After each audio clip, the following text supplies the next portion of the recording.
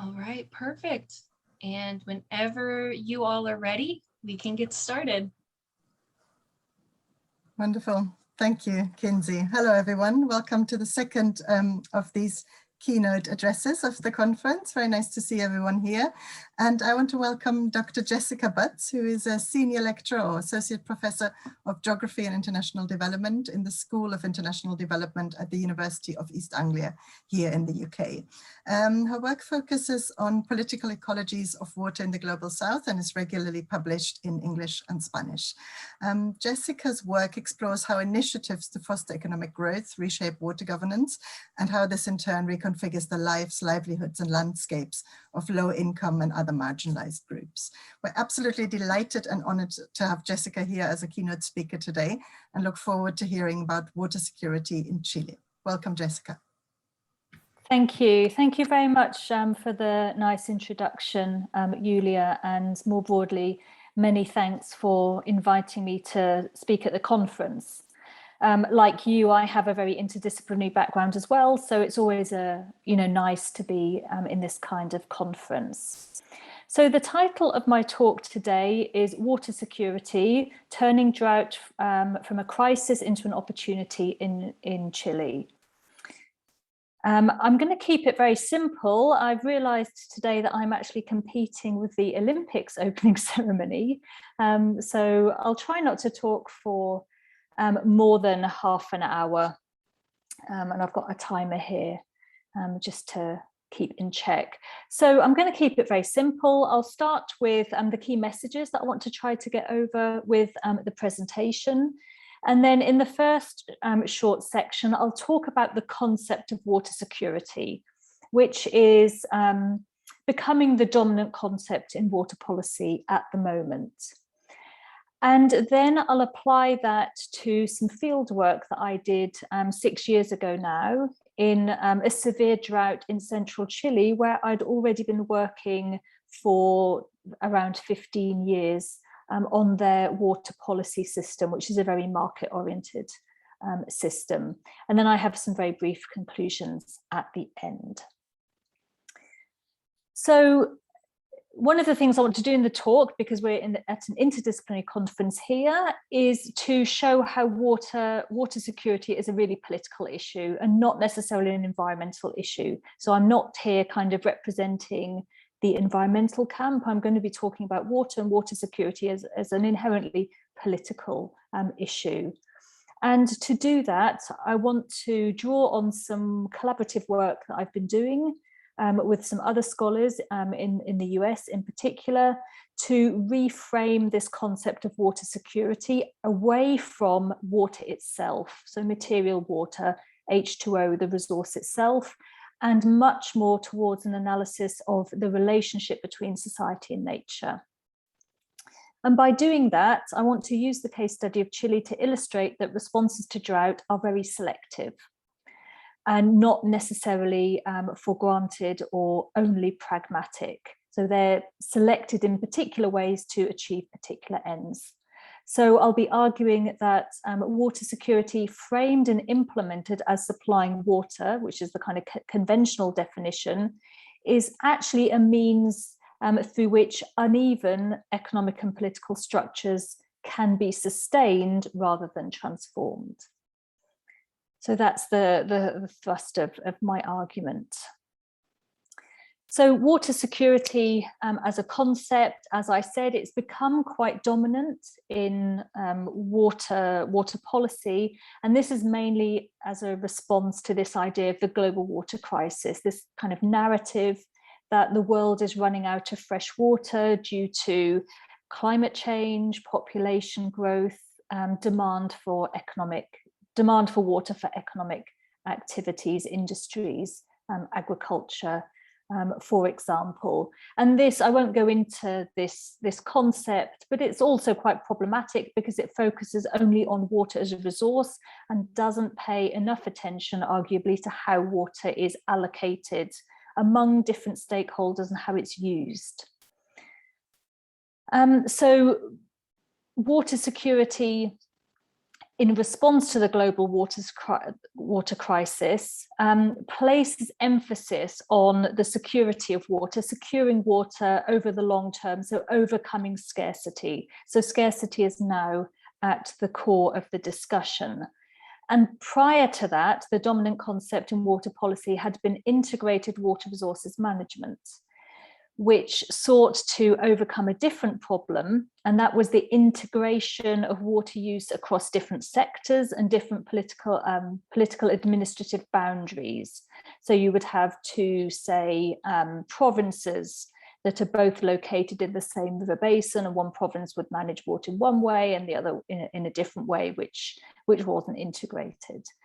So we're now going back from integration towards sufficiency, in a way that goes back to what we had before integration, which was a supply-led approach, whereby to fulfill demand, more water supply was produced, mainly through hydraulic infrastructure.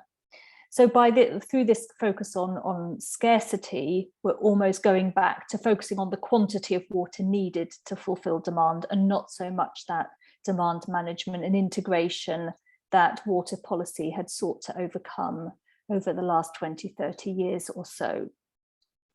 So the emphasis on scarcity places emphasis back on physical water availability, how much water exists and where, rather than the allocation of water among different uses and different users.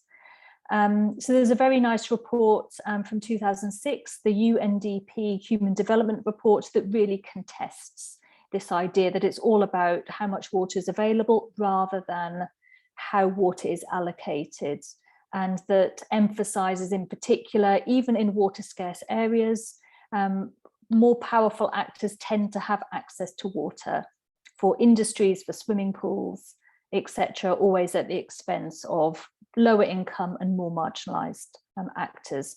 So with water security, we're going back to emphasis on the physical water availability rather than its use.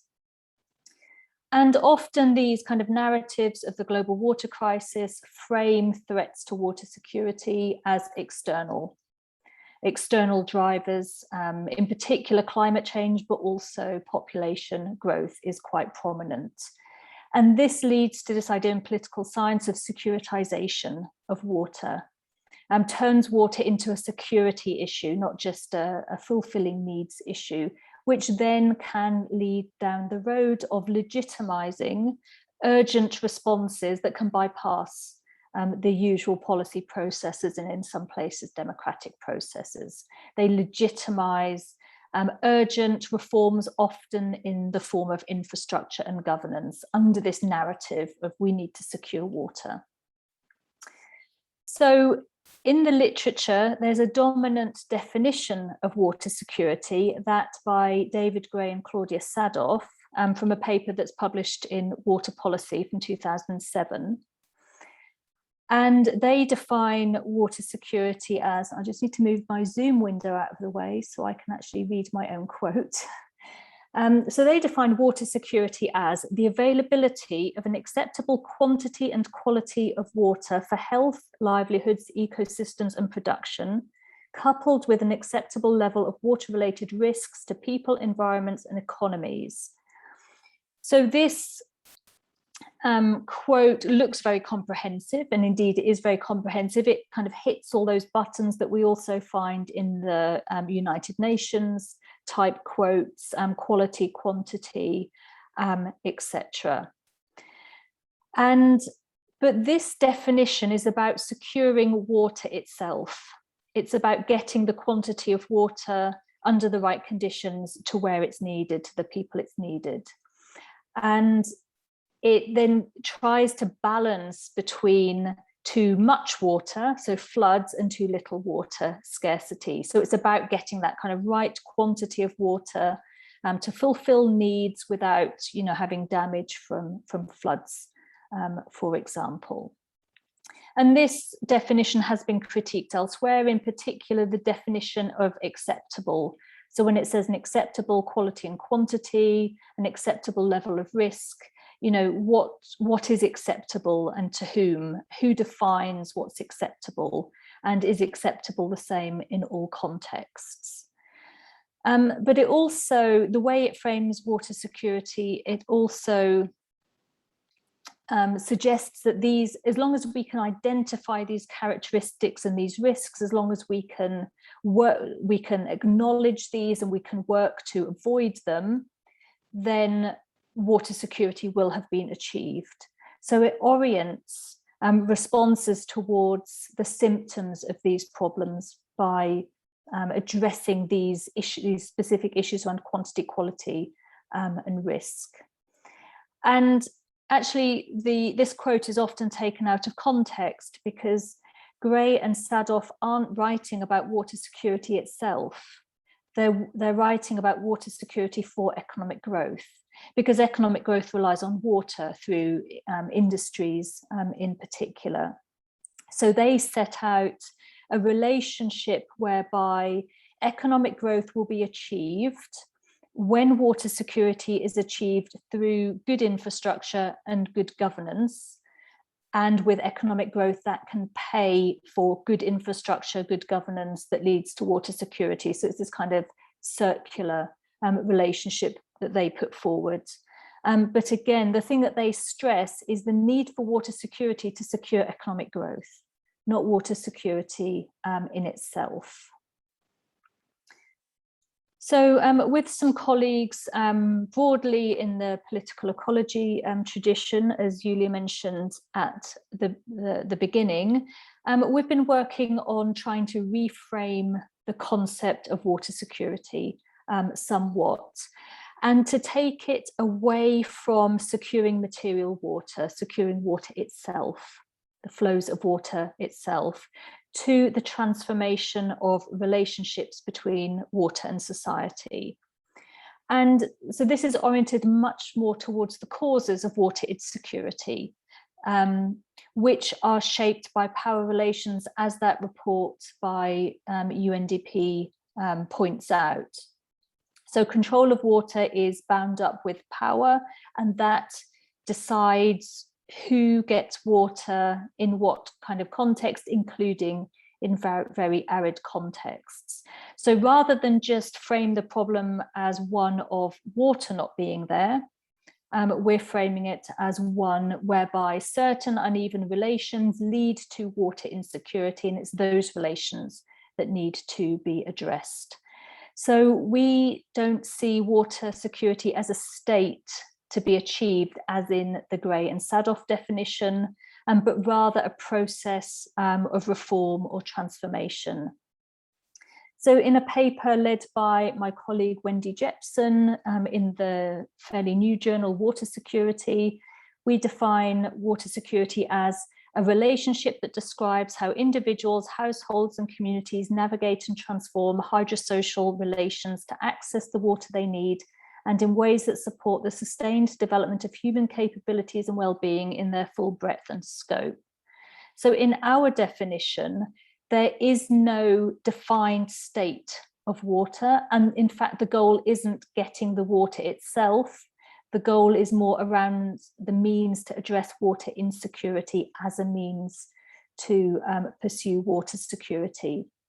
And by placing emphasis on these processes in the definition we have here, capabilities, we're talking about those means through which communities or users can decide for themselves, rather than having those issues decided for them. So we can take this process of transformation in different ways. Here we have a focus on capabilities, because when we talk about water insecurity, we're often talking about marginalized groups in the global south. Emphasis can also be placed on governance processes, so decision-making processes around water. Some authors frame that very much in terms of democratic participation in water issues, and others in more kind of cultural engagements and different rituals around water to kind of produce new meanings of water. So let me try to illustrate now this approach to water security through the case of Chile. And of course, I'd forgotten my slide from Sunita Narain, who's from the Centre of Science and Environment in New Delhi in India. I always like to bring in this quote because it also illustrates how water is political and not just an environmental issue. So this is a quote that Sunita Narain made when accepting the Stockholm Water Prize in 2005. And she says, water is not about water. Water is about building people's institutions and power to take control over decisions. So it's that kind of stance that we're trying to take with the capabilities approach and focus on relations rather than water itself. Okay, so now on to Chile. So the case study I want to present, and I'll do this mainly through some photographs because I know that we can get a bit zoomed out and you'll have been listening to a lot of different presentations and discussions over the course of the conference. So I want to just give an example of how drought was responded to in one case. This is the case of central Chile, where I've been working since the early 2000s, mainly on their water markets model, which I'm not going to talk about today. I've been studying two river basins, which are small river basins called La Ligua and Petorca, which are roughly located in the red square on the map that you can see there. So this is a semi-arid area with a Mediterranean climate. The valleys rise in the Andes, in the high Andes, which is the border between Chile and Argentina that you can see on the map. In fact, these two basins rise in the lower reaches of the Andes, which means they're water scarce because they don't get water from snowmelt during the summer, which is the irrigation season. These two valleys have always been agricultural, and from the 1990s, a series of factors came together which made them very key valleys for the production of fruit for export, which is important for Chile, and in particular avocados. Avocado production. So we're talking, the valleys rise at about 3,000 meters above sea level in the upper reaches, and then go down to sea level on the coast, as you can see there on the map. From around 2010 onwards, Chile as a whole has been undergoing a process of scarce rainfall, which it terms the mega drought. So this is a succession of dry years. This is framed in Chile very much in terms of low rainfall, successive low rainfall, and also climate change, because obviously it's an Andean country and there's the whole thing about glacier melt. But it's important to note that there's the scarcity has also been contributed to by the water markets model that they have in place, which has encouraged kind of almost a free-for-all exploitation of water resources, and in particular groundwater, which hadn't been used until they started planting fruit for export from the 1990s onwards. So with this, and the farmers, I should just mention, are a combination of large-scale export-oriented farmers, and then a series of smallholder farmers, most of whom received land during agrarian reform. So the mega drought has had an impact on agriculture, obviously, the availability of surface water and groundwater for irrigation, which has affected smallholders in particular, because they don't have the resources to drill wells deeper, to access deeper groundwater like the larger farmers do. And the other thing it's affected is village water supply in the rural villages where the smallholders are concentrated, where each village has its own little water supply system, usually drawing on a well. And most of those wells became dry during the mega drought. So the Chilean state So we have a combination here of the central government and the regional government. So this is the 5th administrative region, for those of you who are familiar with Chile, the Valparaiso region. And the provincial governments came together with a series of responses to the mega drought, but the worst years of the drought, which were 2014, 2015. And the photos that you will see are from 2015. And the responses included some declarations like a state of disaster, which allows the transfer of resources from the central government to the regional government and to the provincial governments. It included some measures like farmers not having to pay taxes for a period of time, but the main response was infrastructure, to bring water to where it was needed, and in particular, large-scale infrastructure. So plans for 2 large irrigation reservoirs for agriculture and 2 desalination plants for rural drinking water. And there's a bit of a contradiction here, because Chile has this market model, which in theory is good for managing scarcity. But in this kind of drought emergency, they ignored these market provisions that were already in the legislation and went with a more traditional, large-scale, top-down, externally financed through concession, large hydraulic infrastructure to bring water to the region suffering drought as per the water security approach. And in the case of desalination, driven by this narrative of the availability of unlimited water from the sea, and as you can see from the map, always very close to the sea in Chile. So now I have some pictures just to show the landscape and some of the impacts of the drought. So this is a picture of the landscape, and what we're looking at here are export avocado plantations, Hass avocado plantations, most of which are from large farmers, some of which are from smallholder farmers who also participated in the boom from 2003. This is also autumn-winter Chilean time. And then we have the same landscape from a very slightly different angle from 2015, also in the winter. So this was June 2015. So you can see that the landscape is much drier, and there are avocado plantations in the foreground and in the top to the right-hand side, as I'm looking at my screen, that where there were avocado plantations that have now failed through lack of water to irrigate them. So these kinds of scenes were everywhere in Chile, this is, my pictures are from the La Ligua basin, the southernmost of the 2 basins. And these kinds of pictures were the typical scene everywhere, plantations that had failed. And in the foreground, you can see these are actually lemon trees, not avocado trees. But what they would do is cut the trees right back to the stump, water them with any little water that they did have access to, and just hope that the tree survives.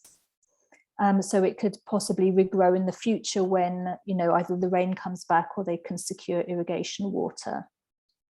And this affected small farmers as well, many of whom had converted their kind of 2 or 3 hectare farms to avocado trees. These ones are avocado trees. And likewise, they'd run out of water to irrigate them. So the measure is to cut them back and hope that at least the tree survives. Otherwise, you have to pull the dead tree out later. So it affected small farmers in particular, because they then have no income from agriculture when the tree is right cut back. This is the La Ligua River, or was the La Ligua River. This is now the bed of the La Ligua River, which has essentially disappeared from around 2009 onwards, and now provides a more direct 4-wheel drive track through the valley than the road does. So that's what it's used for now, a pathway for 4-wheel drive vehicles. But there is a difference between the upper reaches of the valley, so higher into the Andes. So this place that we're looking at is around 600 meters above sea level. probably around 50 kilometers inland. And they're still able to grow and irrigate avocados with one of these responses that's increasingly popular now, the construction of a pond that's fed by groundwater. So the spout you can see there is bringing groundwater up for storage, especially in the winter when the water table is higher, for use in the irrigation season in particular. And then in the lower reaches of the valley, so this is a place that's about 50 meters above sea level, about 5 kilometers or so from the coast, where the effects were much more severe. So this is a pond that would have reached up to that platform, similar to the picture I started with. It would usually have been completely full of water at this time of year, and as you can see, is completely empty, and also the landscape is very dry. So the lower reaches of the valley were more affected. And this is actually an irrigation canal. As you can see, it's fallen into disrepair. It hasn't been cleaned out of debris. And with the drought, the mega drought from 2009 onwards, the irrigation canals that would have sustained the small farmers in particular, who always had less access to wells because wells are expensive to drill, relied upon, and these are now completely dry. And one of the reasons I'm showing this is that there's very little attempt to get these canals back in order, to get them cleaned up, to get them lined, and to get them working again. And that hasn't gone unnoticed by some of the smallholders in the valley whose kind of tradition, their whole cultural tradition is around irrigating with irrigation canals, because they're also social institutions as well. And the banner here says, the irrigation canals are the veins of the countryside. But as I said, by this time they had been dry for 5-6 years or more.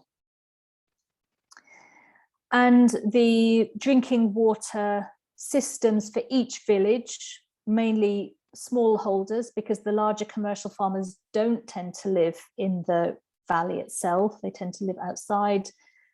The wells ran dry, so the government was obliged to send in water tankers once a week to fill up the cisterns, which also led to kind of water scarcity or water shortages in these systems. And to solve that problem, the government is constructing 2 desalination plants on the coast. So you can see the 2 desalination plants, those kinds of blue circles that look like target boards, and there's 2 on the coast. They're close to each other because valleys are very territorial around water, not good at sharing. So the northern blue line is the distribution network. They're going to produce water on the coast and make a new network that connects all the rural water supplies together. So those little yellow pins you see are each village's water supply. They're now going to be on a network served by desalination plant. And similarly, the red line is the one for La Ligua Valley. So the blue one is Petorca Valley. The red one is La Ligua Valley. So just some thoughts in the last 5 minutes or so of kind of what's actually going on here apart from responses to drought. So if we look a little bit more at the relations that are involved here of these responses to drought, all of which are seeking to create new sources of water, to bring to the valley, to solve these problems of water scarcity in the short term, the medium term, but especially the long term. The first thing it does is that it addresses the symptom of the problem by framing the drought as the problem, and it doesn't do anything to address the underlying problem here, which is the overuse of water for agriculture, and in particular export agriculture. So by simply fixing the problem by supplying more water, it actually absolves the farmers from the responsibility of sharing the water, of using the water that's available responsibly, rather than among other things, taking more than they're entitled to legally.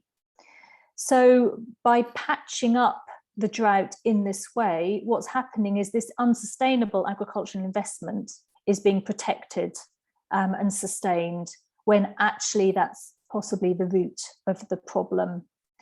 When I was doing this field work in 2005, I was the only person really who was skeptical about these supply-led solutions.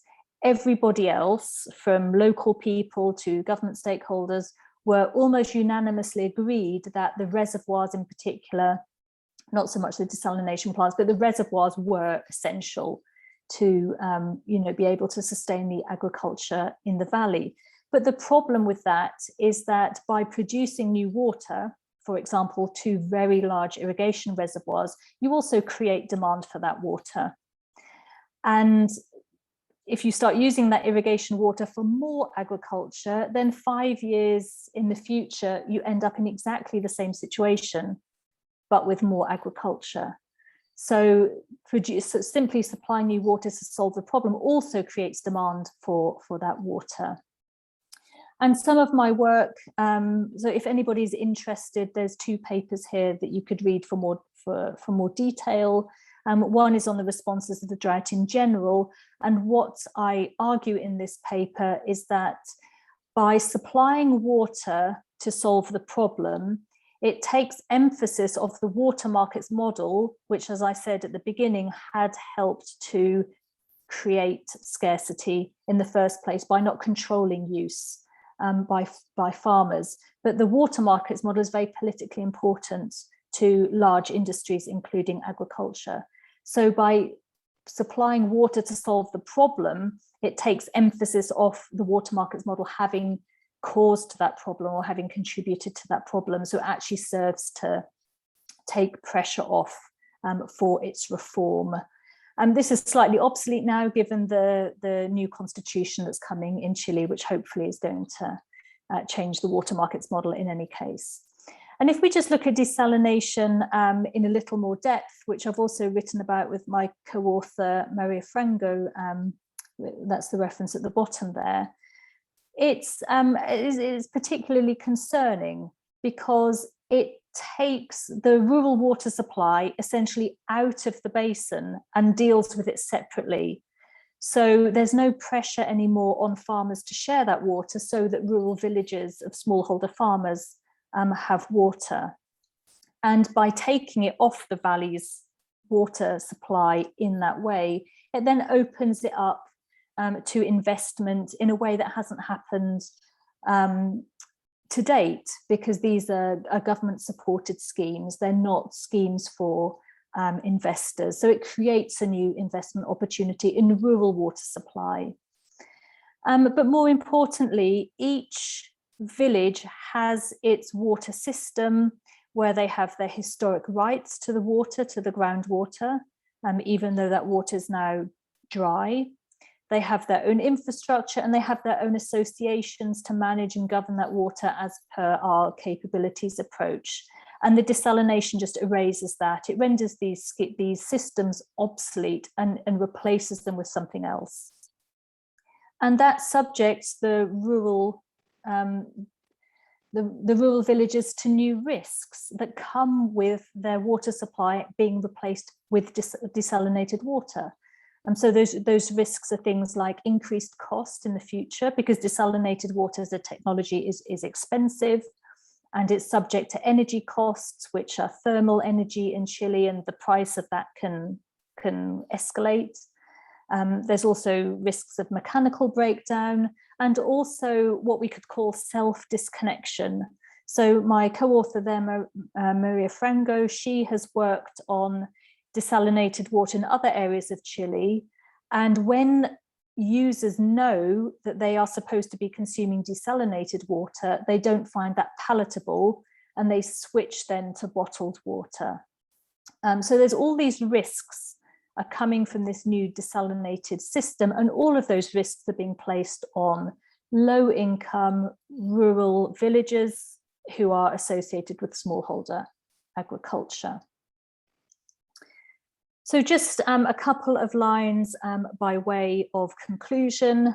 What I've tried to show is that if we frame drought as physical, sort of a natural hazard, and as external, driven by external factors, that frames and sets up and enables the supply-led response, which in itself looks very pragmatic. But this supply-led response, sorry, I missed the R there, is a choice. The drought didn't have to be addressed like this. It could also have been addressed by curbing the agriculture, by recuperating the canals, but it did it in this way to serve particular ends. So I've argued to sustain that important investment for Chile's economy, to maintain their controversial water policy, and to open up new forms of investment. So while it looks very pragmatic on the surface, you know, we have a drought, therefore we need to create new water sources to achieve water security in the future, that supply-led narrative benefits some stakeholders, but while creating new risks for others. So water security for some can create water insecurity for others. And the key point here is that it sustains the economic and political status quo that underlie the drought in the first place. It does nothing to change those. So I'm arguing, therefore, that water security shouldn't just focus on the supply of water to fix shortages, but should address the relations, especially the uneven relations that sustain water insecurity, and in this way address more the symptoms than the causes. Thank you. Fantastic talk, Jessica. That was really good. Thank you. So we are now moving on to the question and answer portion of this session. There is already one question in the chat from Laura Herrera. Would you like to unmute yourself, Laura, or would you like me to read for you? Fantastic. Laura says, oh, okay, cool. Go ahead. Or you want me to read? I'll go ahead.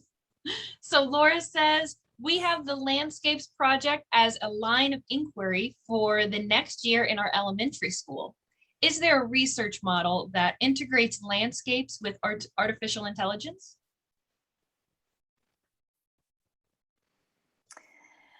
Okay, that's a really interesting question. I don't know anything about artificial intelligence. What did you mean by that? Are you able to come on microphone? Louder, I presume. I'm not sure what you mean by artificial intelligence. I have some problems with my micro. Okay, I can hear you. Okay. Last year we have like main project water issues, and the next year will be but the main project is in artificial intelligence, and we want to know if you have some model that we can integrate for the children, and they can investigate about this theme.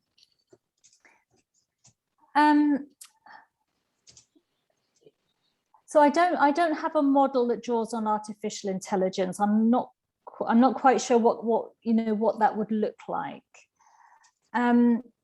If I were doing something with children, so a couple of years ago, I made a presentation to high school children of the age who are applying to university. And I presented something around the need to, when we look at water and landscapes, to look at the use of the water, and not simply assume that even in a dry place, there's no water. So to disassociate this idea that it's a scarce landscape, therefore there's no water. So I'm not sure where you're from, Laura, but you know, if you look at places like the Atacama in northern Chile that was on my map, it's the driest place in the world, I think, possibly with the exception of Antarctica. But that doesn't mean that there's no water. One of the key problems in the Atacama is the accumulation of the water that does exist among the copper mining industry. So, you know, when we look at some of the villagers who've lost irrigation in the Atacama region of northern Chile, indigenous communities from Atacameño groups, it's not because they're in the Atacama, it's because we have a problem of accumulation of the water that exists by the mining industry. So I mean, you're welcome to contact me, and I have, although it's in English, I have an infographic, which is not artificial intelligence, I don't think, but it's an infographic that kind of gets to grip with this idea: is the world running out of water? And it says it's more due to patterns of use and inequalities in use, rather than the physical supply of water, which is often framed in a very problematic way. So I think I can't remember the number, but I think it's like 1%, say, of the world's water, the world's water is drinking water, is available as drinking water. So that immediately makes you think we have so little water, but that 1% is enough. I think it's 1.5% maybe, but that 1% is enough for the world's population. But whether that's enough for, you know, commercial palm oil plantations and copper mines, that's another question. So that's what I would focus on. I had my, I'll put my email into the chat. You're very welcome to contact me, although obviously I'm not working with children right now. Thank you very much. I hope that answer was helpful, Laura. Yes, of course. Thank you. Fantastic. Does anybody else have any questions? You can either use the raise your hand feature in Zoom, or you can write it. All right, we have a question. Supriya, would you like to unmute yourself? Hello, hi, Judy. I thank you so much for the presentation. Actually, many years ago, I have worked with Sunita Narayan and Anil Agarwal. You know, I have worked with Center for Science and Environment for 4 years. So really, I mean, they were my line managers, and I know them very well. I mean, you know that Anil has passed away. You know, I am from India, and India has so many, you know, of interesting sort of, you know, very localized village level sort of, you know, initiatives, right from Anna Hazare to, you know, some basically a lot of them have been Gandhians also. Now, I visited some of those villages in 2013 in Drought and in my own state of Maharashtra. And one of the things, you know, particularly 1 or 2 villages which had actually stood out as you know, examples of actually with, you know, withstanding the drought. They had water in the village, while the rest of the, you know, you have a lot of photos which show that rest of the surrounding parts were really full, you know, dry. Exactly, you know, I mean, water being sent through you know, tankers, and, you know, pretty bad situation. And some of my interventions or some of my discussions with those villagers, I mean, one of the things that you know, I think they did a lot of interesting things, like ensuring that, you know, they were growing crops that spoke to the water table. So really, I mean, you know, a lot of really interesting innovations. But one of the things that they said that, you know, that was really central, you mentioned the sharing of water as as a very important part, and that was really important part of their strategies, and that required a lot of cooperative behavior, you know, really a lot of cooperation. And you know, this village was following a very interesting example, in the sense that in the panchayat level elections, they would sort of, you know, select and not elect, and the reason elect the, you know, the panchayat members and the head, And the reason they gave was that, any kind of, elections are very adversarial. And adversarial environment affects the exactly, the cooperation spirit. You fight for the sake of fighting, and you're in a constant sort of fight mode, and you just argue for the sake of because that's you want to win. And therefore I think for me it was a very interesting, so they were, for the last 10-12 years they were only selecting, I mean through consensus, through village meetings, and there can be questions about that also process, what is consensus, how are they reached, and all that. So that's another.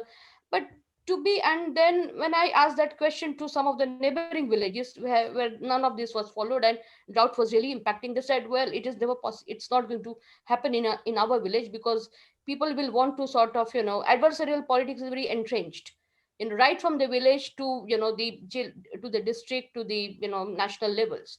So my question to you is, really speaking, I mean, and they really said that adversarial politics, at a very localized, which is around elections, really impacted, a lot of these things. So, I mean, you have obviously done, I think, probably looked at this issue, I think, of institutions, cooperation, sharing, in many contexts. So I know it's been a long introduction to my, to my question, but I just wanted to give you the context in which I'm asking this question. uh, India has followed sort of what you call as democracy, which is sort of parliamentary democracy. So adversarial politics is very much central to Indian politics, and I would say many parts of the world, which is so opposed to what you would call is a Gandhian kind of idea of politics. So within that, so I want to frame this question in that context. When you talk about sharing of water, that's only one specific, but obviously the sharing idea of sharing, which is around the cooperative ethic, is impacted by larger ways in which people live their lives and the politics in which they are. So how do you see that really actually happening, and what sort of what would be your response to that? They said it's not possible the next around villages, although they had such a good example next to them. So yeah. Yeah, thank you for that question, Supriya. That's a really good question. And so water sharing is something that I've recently been looking at in more detail with some colleagues from the US, in particular, Amber Wutik. And actually a lot of the experiences are from South Asia.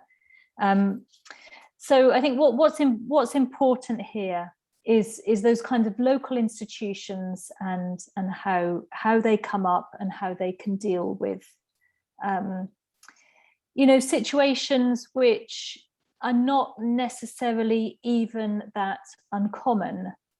So if we're talking about water scarcity and drought, those situations are not that uncommon in places, including the place I presented in Chile. Otherwise, some of the kind of semi-arid and arid areas of the world, there would be nobody living there. And that, as we know, from India, I know from Chile, others working in East Africa also know that's not the case. People live and adapt to arid environments, in this case, other inhospitable environments as well, like very cold environments, for example. So I have worked a little in India, unfortunately not with, like you, with Sunita Narain, which is unfortunate. But if I can just give an example from Chile, which is in one of the papers that I had. In one of those papers, I argue that the water markets model in Chile and how it's been embraced by all water users has compounded responses to drought. It's made responses to drought harder, including at the local level, because those institutions have been eroded.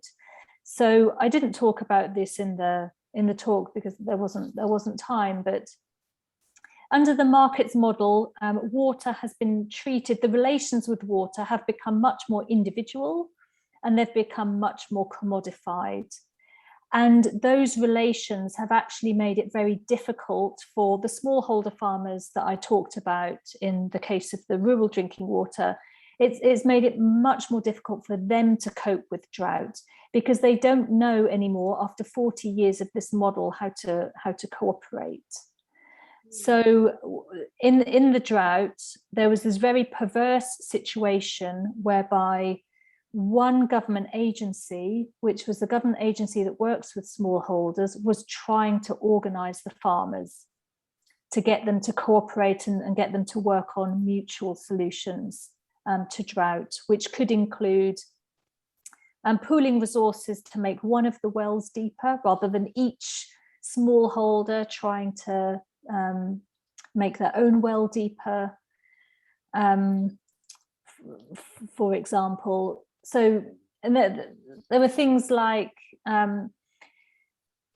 they had to use for a communal, so this institution set up a communal well so that these farmers could access some water to at least keep their trees alive. That was the aim, but the institution didn't want to help each smallholder individually. It said, we need to help you as a village. But then they couldn't install an electric pump for the well because the farmers were unable to share the electricity bill.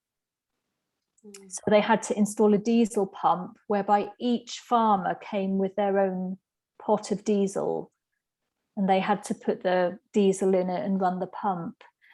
So, but this is a case where those institutions have become eroded or have become different under this water markets model in a way that's kind of impeded water sharing. So at least in order to try to answer your question in a more meaningful way, in my own work, that's what I'm trying to put more emphasis on, these institutions and relations and how they're configured by different water policies or means of governing water.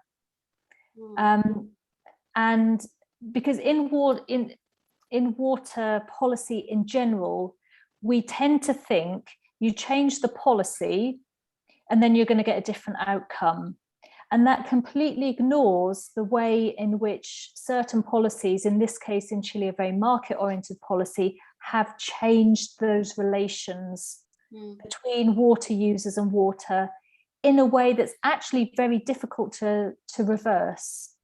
So if you kind of turn water into a commodity for people where they see that as a value that makes them want to hoard it and not share it, it's then actually very difficult to erode that and go back to a more cooperative, sharing model. So even if we were to change the Chilean policy, as hopefully will be done under these constitutional reforms that are going on in Chile right now, I mean, it's naive to think that that's going to just erase, 40 years plus of market relations. So that's why when I talk about water security, I'm talking very much about, how these human relations have shaped engagements with water and how, water's identity has changed in a way that's also changed that user relationship. I hope that answers your question. Yeah, I think so. I mean, you've given a perspective on that. So thank you so much. Thank you. Thank you for your question. And we have time for one more question. Julia, would you like to ask your question? I would, but only really if nobody else has one, because I can always ask Jessica afterwards. I just wanted to see if anyone else wanted to ask instead of me, any of the people who are here, but maybe not visible. Doesn't look like it. Okay. In that case, Jessica, could I just follow on from what you've just described? To what extent, if you have insight from the two valleys that you've been working with, do you think is this erosion of collaborative structures a deliberate political aim? Rather than, as you were talking, I thought this is a sort of political side effect of the economic aim that the country is pursuing. But the more you spoke, I wondered whether the erosion of these collaborative structures is actually something quite deliberate that is happening. I don't know what your insight is on that. That's a really interesting question. I hadn't thought about it in that way. The water markets model is certainly deliberate.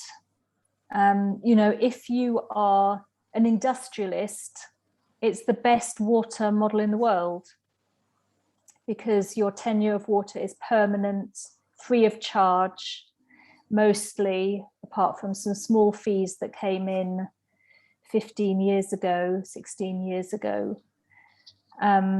Your tenure of water is protected by the Constitution, and there's no state interference in water. So actually, if you're industrialist, it's really the best model you could possibly wish for, which is why they're, the large industries are really defending this model and trying to sustain it. So I think that bit is deliberate. Whether the kind of the way it's filtered down into, agricultural, smallholder agricultural institutions is deliberate, perhaps not so much, although there is, the whole system is built on, a particular reading of economic theory. And the idea, for example, that if you make water permanent private property, which is what they've done in Chile, even though I didn't go into that, water users will invest in their infrastructure. So in that way, it kind of filters down to the level of the community or the village irrigation association as well. But it's never happened in Chile. And actually the kind of response to drought shows that. I mean, the state is also responding in a way that shows, look, we're doing meaningful stuff. We're responding, in a firm and robust and tangible way to this drought, even though the whole philosophy of their water policy is that the users will invest in infrastructure, but in practice they don't. They expect the state to continue to invest in infrastructure. So I think in that way, it kind of, the kind of, economic theory where it kind of filters down into local community, local farming communities. But I think the other side of it is sort of, more unintended consequences. Because again, as I answered to the last question, it's, the assumption is that, we just kind of do things to water and that will manipulate the water in a particular way. And it gives no consideration to how the way in which we manipulate water also changes our own practices and our own identity, human practices and identities. Thank you. That's really fascinating. But I suppose also the thought that it really is quite controlling us of who has access to that discourse, no? If it is the big industrialists and the smallholder farmers, either because they can't afford to invest or, is this sort of another aspect of that scarcity, that they don't have the resources, mental or human or economic, to even be part of that discussion? Well, they go both ways. They kind of pick and choose. So if you talk to the smallholders who have really lost out from this system because it's led to this kind of free for all that's really eroded their water supply. But, you ask them whether they still want to have their water rights, their kind of private water rights that they own. They say yes. They don't want to kind of give that back to the state. So they, the smallholder farmers, and I think as Supriya was saying, you've got the politics at the local level as well. They want their cake and eat it as much as the larger farmers do. So, yeah. Okay, thank you. Thanks. Thanks, Julia. Well done, Jessica. This is a very important discussion to have, and I'm very happy that it caused a lot of discussion. I linked the discussion board for this plenary session in the chat box, but it is now 10 o'clock, so I need to move on over to the next plenary session. The Zoom code for that is also in the chat box if anybody wishes to join. And again, thank you so much, Jessica. That was amazing. Really good talk. Thank you for hosting. Thank you for having me. Thank you very much, Jessica. Nice to see you.